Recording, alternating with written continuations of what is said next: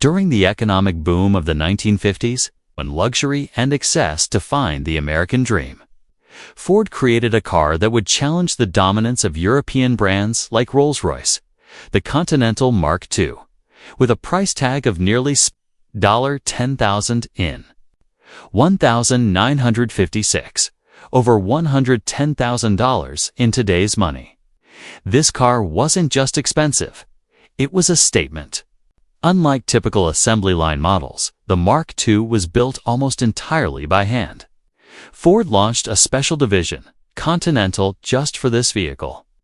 Every Mark II was fully loaded. There were no optional extras because it already included the best of everything: real leather interiors, multi-layer hand-painted finishes, and a level of craftsmanship rarely seen in American cars. Each unit was meticulously inspected, embodying perfection down to the last detail. Under the hood, it carried a 6.0-liter V8 engine producing around 285 horsepower. It wasn't built for speed, but for smooth, refined driving. What really set it apart was its design: clean, elegant, and timeless. At a time when many American cars sported flashy chrome and dramatic tail fins, the Mark II stood out with its understated sophistication. It looked more like a European luxury sedan than a Detroit cruiser. Only around 3.00 units were produced over 2 years before Ford ended production due to massive financial losses. Each car costs more to make than it sold for. But that didn't matter. The Mark II wasn't meant to be profitable. It was created to elevate Ford's image and prove that America could build a car that rivaled the finest in the world. Its exclusivity attracted high-profile buyers like Elvis Presley, Frank Sinatra, Nelson Rockefeller, and even the Shah of Iran. Owning a Mark II wasn't just about driving. It was about joining a club of cultural icons and power players. Even today, this car is revered among collectors and historians for what it represents: a bold vision executed with no compromises. The Mark II was a rare moment in American automotive history, a time when a company dared to build the ultimate car, regardless of cost or practicality. And while it was a financial failure, it remains one of the most important luxury cars the U.S. ever produced. Its legacy isn't measured in sales, but in style, ambition, and the lasting impression it left on automotive design. When it comes to opulence and innovation in the 1950s, few cars come close to the Cadillac Eldorado Broom. Released in 1957 and continuing into 1958. This handcrafted masterpiece wasn't just Cadillac's flagship, was a bold declaration that America could out-luxury even the most elite European brands. Priced at an eye-watering $13,074 at launch, the Eldorado Broom cost more than twice as much as a standard Eldorado. That made it the most expensive American production car. At the time, adjusted for inflation, you'd be looking at over $130,000 in today's money. For good reason. The Broom wasn't built on the regular assembly line. It was produced in a special facility with painstaking attention to detail. From its suicide-style rear doors to the brushed stainless steel roof and center opening doors, this Cadillac exuded presence. The exterior was futuristic, smooth, and daring, designed to impress before you even stepped inside. But the real magic was in the cabin. This car offered features that wouldn't become standard for decades. We're talking about memory power seats, automatic trunk opening and closing, cruise control, air suspension, and even a built-in vanity set for passengers, complete with a perfume atomizer and a magnetized drinking glass set. It was more than a Corvette, was a luxury lounge on wheels. Under the hood, the Broom housed a powerful 6.0-liter V8 engine that delivered effortless cruising power. However, performance wasn't its main goal, refinement was. This was a car meant to glide, to insulate its passengers from the outside world in a cocoon of silence and elegance. What made the Eldorado Broom particularly unique was its air suspension system. a high-tech feature that promised a floating ride unlike anything else on the road. Although it was groundbreaking, the system was also prone to mechanical issues, making it both a marvel and a maintenance headache. Cadillac limited production to just 704 units across both model years, enhancing its exclusivity. Buyers included celebrities, royalty, and business tycoons. Driving a broom wasn't just about transportation, NITI was a status symbol. A clear signal that you had arrived. Despite its short production run and high maintenance costs, the broom's influence echoed through Cadillac's lineup for years. It pushed boundaries and introduced features that would define automotive luxury for decades. More than that, it proved that American automakers could match or even exceed European standards when they set their minds and budgets to it. Today, the 1957-58 Eldorado broom remains a highly coveted collector's item, not just for its rarity, but for what it represents: the peak of 1950s American automotive extravagance, ambition, and innovation. A car so advanced it practically belonged to the future. In the world of 1950s American luxury cars, the 1956-57 Dual-Ghia D500 stands out as a rare, exotic creation born from a unique transatlantic collaboration. It wasn't mass-produced. It wasn't built for the average driver. Instead, it was tailored for celebrities, moguls, and tastemakers, those who wanted to be seen in something truly one of a kind. Only 117 units of the Dual-Ghia were ever produced, making it one of the rarest American cars of the decade. Each one carried a price tag of around $7,500, which made it more expensive than a Cadillac Eldorado or a Chrysler Imperial luxury benchmarks of their time. But the Dual-Ghia offered something even they didn't: exclusivity with international flair. The Dual-Ghia was the brainchild of Eugene Casaro, American entrepreneur who partnered with Ghia, a renowned Italian design house, to create a luxury convertible that combined American power with European elegance. The chassis and drivetrain came from Dodge, specifically the D500 Performance Package with a 315 cubic inch Hemi V8 engine, while the stunning bodywork was hand-fabricated in Italy and then shipped back to the US for final assembly. The result was breathtaking. The Dual-Ghia had smooth, flowing lines, minimalist chrome accents, and a low, wide stance that made it look more like a European Grand Tourer than an American cruiser. Inside, the craftsmanship continued with bespoke interiors, leather seats, wood accents, and luxurious detailing made each car feel like a personal statement. But perhaps what truly cemented the Dual-Ghia's legacy was its celebrity appeal. It wasn't just a car, it was a red carpet regular. Owners included Frank Sinatra, Dean Martin, Peter Lawford, Richard Nixon, and even Ronald Reagan. The Dual-Ghia became the unofficial car of the Rat Pack. In fact, if you were a Hollywood A-lister in the late 1950s, owning a Dual-Ghia was practically a status requirement. Despite its charm and performance, the Dual-Ghia had its limitations. Production was slow, parts were scarce, and the hand-built nature made repairs and maintenance difficult. As a result, the company couldn't sustain operations for long. By 1958, production ended, and the car quietly faded from showrooms, but never from legend. Today, the Dual-Ghia D500 is considered a holy grail among collectors. Its rarity, stunning design, and cultural associations have kept its value high and its story alive. It wasn't just another car from the 50s, it was a symbol of glamour, individuality, and transcontinental ambition. What makes the Dual-Ghia so fascinating is that it never tried to compete with Detroit's giants. Instead, it carved its own niche, stylish, handcrafted luxury convertible for the elite. And in doing so, it became a timeless icon of mid-century American elegance, wrapped in Italian artistry and Hollywood dreams. In a decade dominated by chrome, tail fins, and extravagance, The 1955 Chrysler C300 took a different root power, wrapped in elegance. It wasn't just a luxury car or a performance car, and in many ways, it became the blueprint for what would later be known as the American muscle car. Launched as the first in Chrysler's now legendary letter series, the C300 was marketed as America's most powerful car. That wasn't just a slogan, it was fact.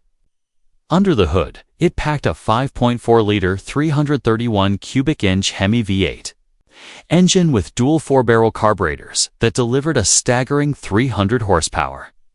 That was an extraordinary figure for the mid-1950s and unmatched by any other American production car at the time. But Chrysler didn't stop at power.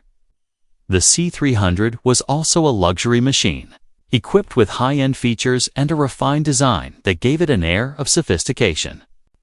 It had leather seats, power windows, and a stylish yet restrained dashboard layout. This was a car you could take to the racetrack on Saturday and the country club on Sunday. The 300 in its name referred not only to its horsepower, but to its image: elite, fast, and commanding respect.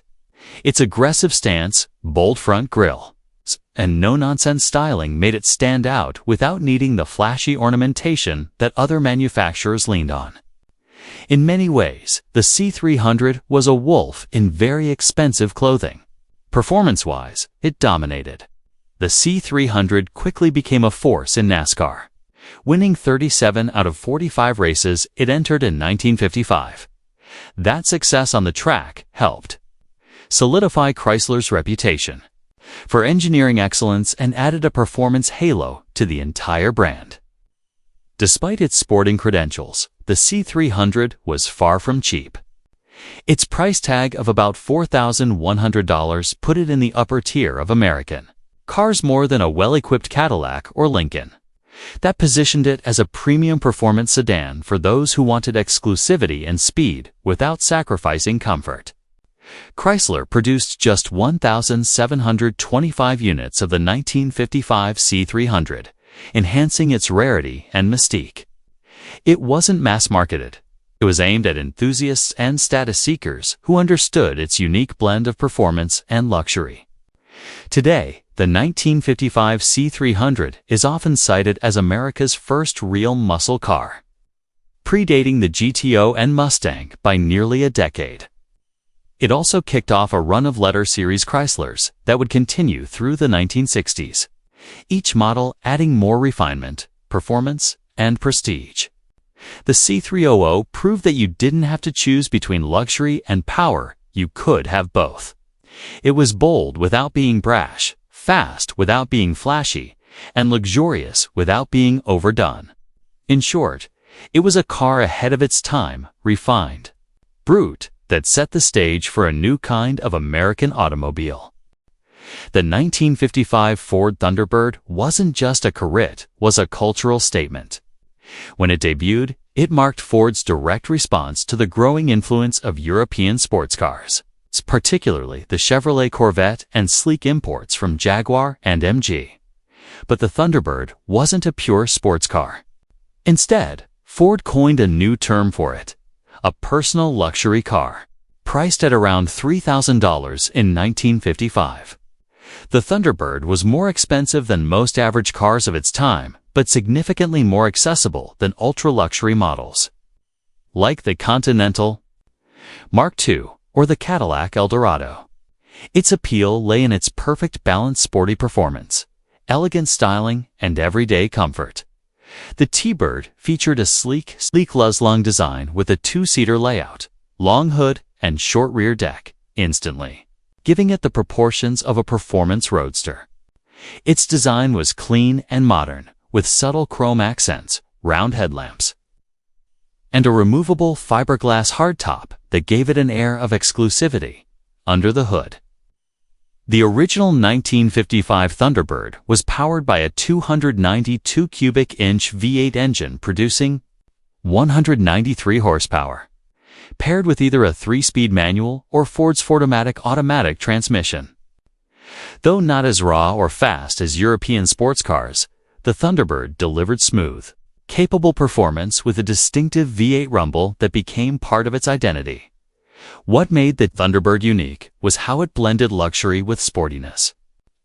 It came standard with amenities uncommon in performance-focused cars, including power windows, power steering, a telescoping steering wheel, and even a signal-seeking radio. These features made it more refined and comfortable than the Corvette, positioning it as a more mature, sophisticated alternative. The Thunderbird's true magic was in how it captured the spirit of 1950s America. It was aspirational yet approachable car for the stylish professional, not just the gearhead or the elite. It quickly gained popularity among celebrities and young urbanites, appearing in movies and television shows and becoming a symbol of cool, confident success. Ford sold over 16,000 units of the Thunderbird. In its first year, far more than Chevy managed with the early Corvette. That early success forced GM to rethink its sports car strategy and validate it. Ford's decision to go the luxury sport route, though the Thunderbird would evolve over the years, seating more seats and losing some of its compact sportiness, seats the original 1955 model that remains the most iconic. Its influence can still be felt today in the personal luxury coupe segment. In short, the 1955 Ford Thunderbird wasn't the fastest or most luxurious car of its era. But it was perfectly balanced, charming, and ahead of its time. It redefined what a stylish, performance-inspired car could be in America, offering drivers a chance to enjoy both the thrill of the open road and the comfort of a refined ride, all without breaking the bank. The Chevrolet Corvette C1, introduced in 1953, was America's bold attempt to create a genuine sports car that could rival the sleek, nimble machines coming from Europe. It was unlike anything Chevrolet or any American manufacturer had built before, with its futuristic styling, fiberglass body, and performance promise. The C1 Corvette wasn't just a Corvette, was the start of a legacy. At launch, the 1953 Corvette had a price tag of around $3,500, which was considered high for a two-seater, with modest performance. But what buyers got was a car that looked like it had driven off a concept sketch-smooth curves. No visible door handles, wire mesh grille, and a cockpit-style interior. It was built in extremely limited numbers. Just 300 units were made in that first year, all painted polo white with red interiors. Early Corvettes were powered by a Blue Flame inline-six engine producing 150 horsepower, paired with a 2-speed Powerglide automatic transmission. Performance was underwhelming, and critics initially dismissed the Corvette as more show than go. But the car's design, potential, and novelty earned it attention. Chevrolet quickly addressed performance concerns.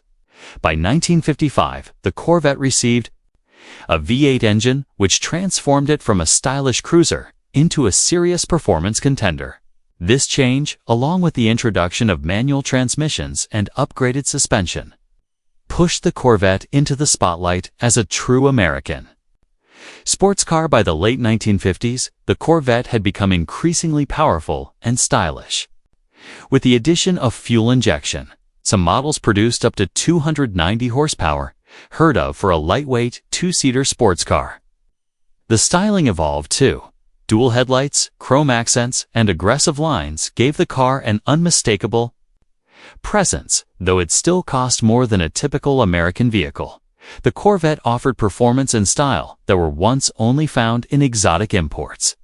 It became the car of choice for enthusiasts, racers, and trendsetters. Celebrities like Elvis Presley and racers like Zora Arkastuntov, the Corvette's father, helped fuel its growing mythos. Perhaps the most revolutionary aspect of the Corvette C1 was its fiberglass body, a first for American production cars.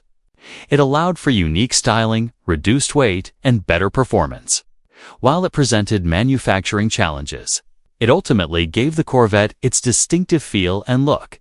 By 1962, the final year of the C1 generation, the Corvette had matured into a world-class sports car.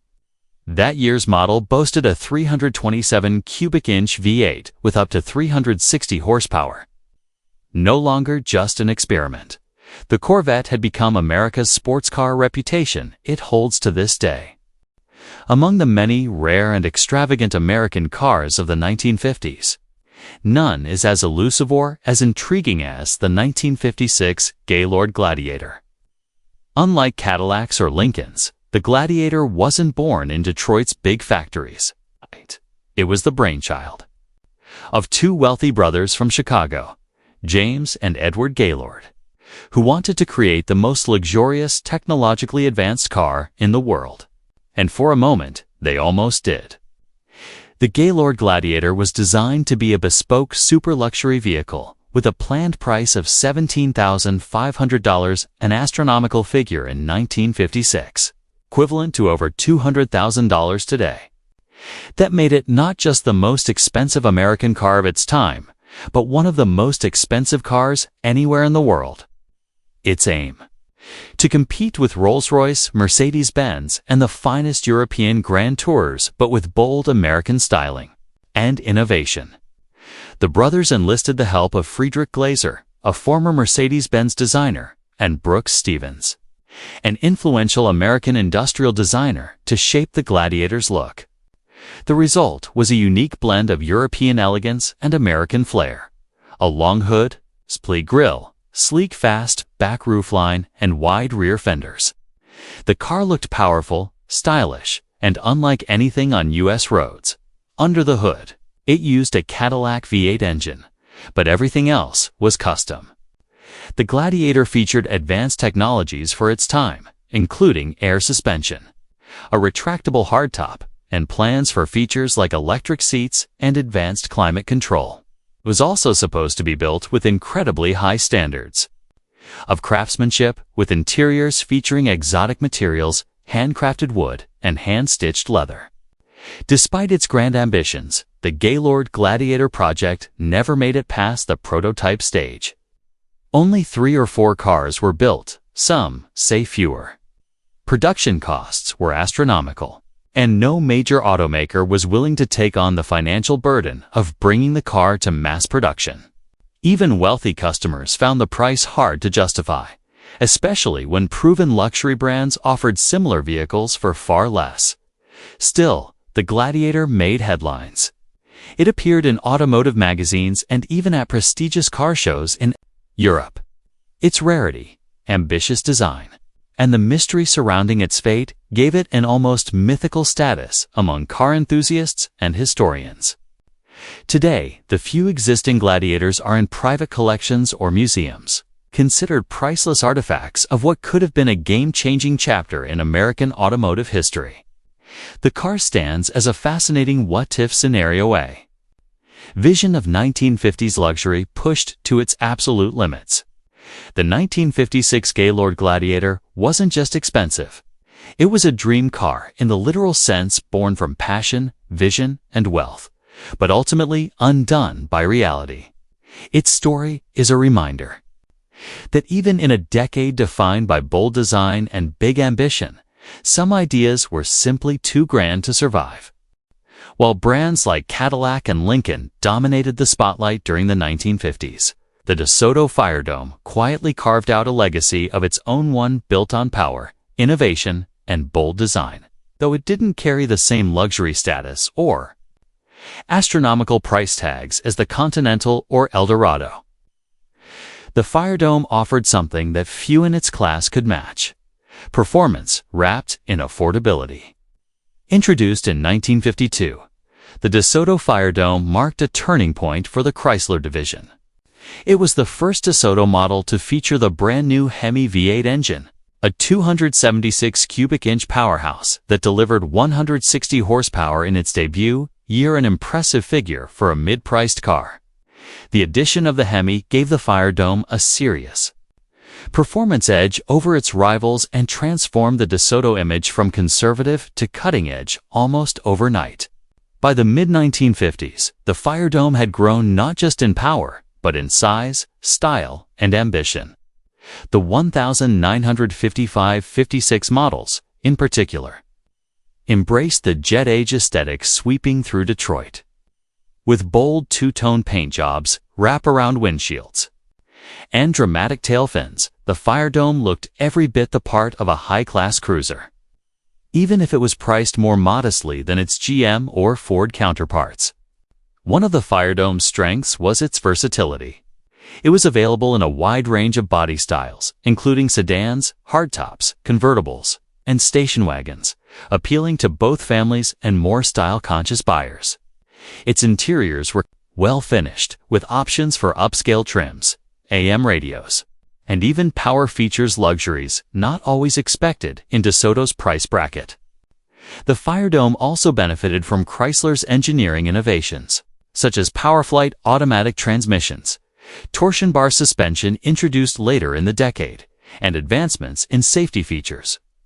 In terms of ride, comfort, and handling, it held its own against more expensive competitors.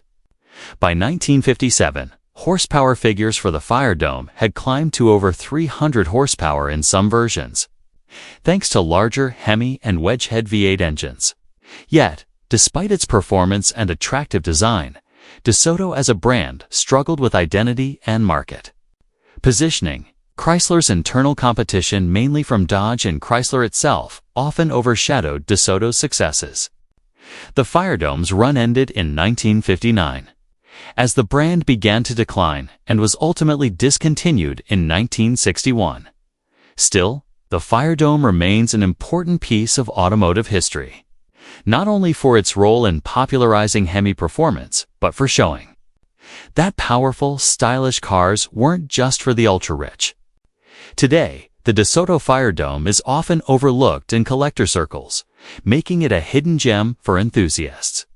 It stands as a symbol of a time when performance met accessibility, and when style didn't require a five-figure price tag. The Firedome didn't aim to outshine Cadillac, aimed to outpace expectations.